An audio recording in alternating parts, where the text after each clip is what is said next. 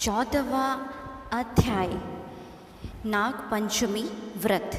भगवान शंकर ने सनत कुमार से कहा, अब मैं तुम्हें श्रावण शुक्ल पंचमी को किए जाने वाले नाग पंचमी व्रत के बारे में बताता हूँ। ध्यानपूर्वक सुनो। साधक को चाहिए कि वह एक दिन पहले केवल एक समय भोजन करे। पंचमी वाले दिन स्वर्ण या रजत निर्मित नाग लेकर नक्त व्रत करना चाहिए। नक्त व्रत रखकर बढ़ई या कुमार से 5 फनों वाला नाग बनवाकर उसकी पूजा करनी चाहिए।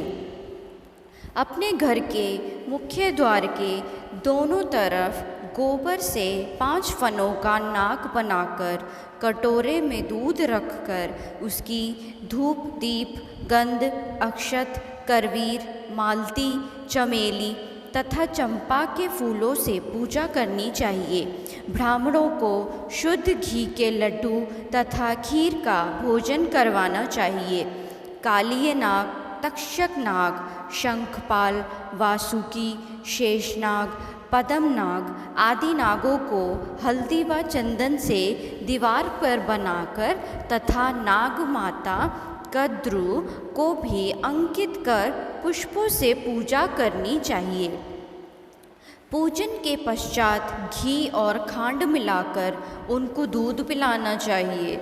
उस दिन लोहे की कढ़ाई में पकवान बनाना वर्जित है।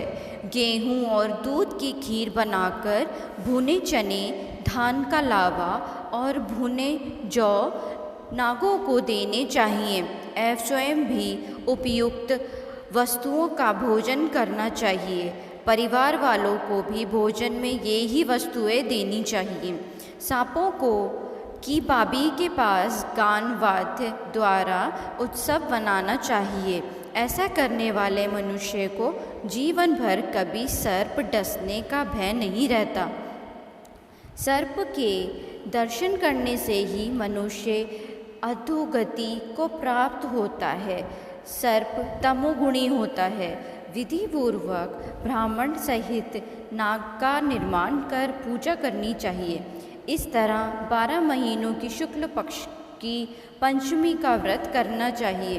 वर्ष की समाप्ति पर शुक्ल पक्ष पंचमी को फिर से नागों का पूजन करना चाहिए। श्री नारायण जो सब स्थानों पर स्थित हैं, सब वस्तुओं को प्रदान करने की क्षमता रखते हैं, जो अपराजित हैं, उनको स्मरण कर निम्न वचन करने चाहिए। हे प्रभु, मेरे वंश में हमारे पूर्वजों में से जो भी सर्पों के दंश से अधोगति को प्राप्त हुए हों, वे इस व्रत से तथा दान से मुक्ति को प्राप्त हो जाएं।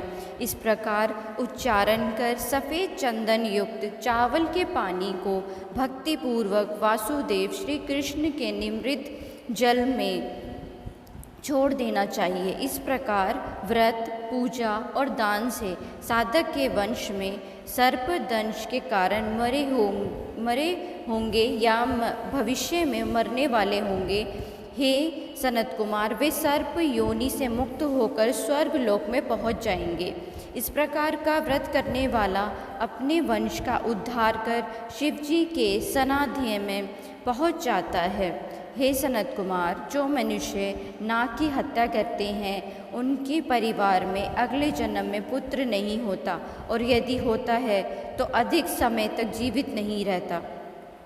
महिलाओं की कृपणता के कारण भी प्राणी को सर्प योनि प्राप्त होती है। जो दूसरों की अमानत हजम कर लेते हैं, वे भी सर्प योनि में जाते हैं।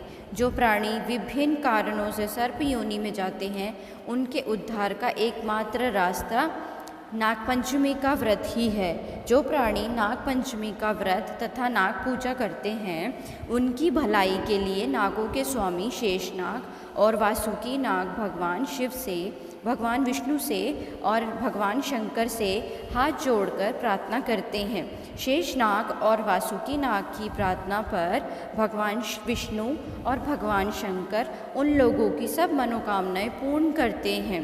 वे प्राणी नागलोक में अनेक तरह के भोगों को भोग कर वैकुंठ लोक में जाते हैं। हर हर महादेव।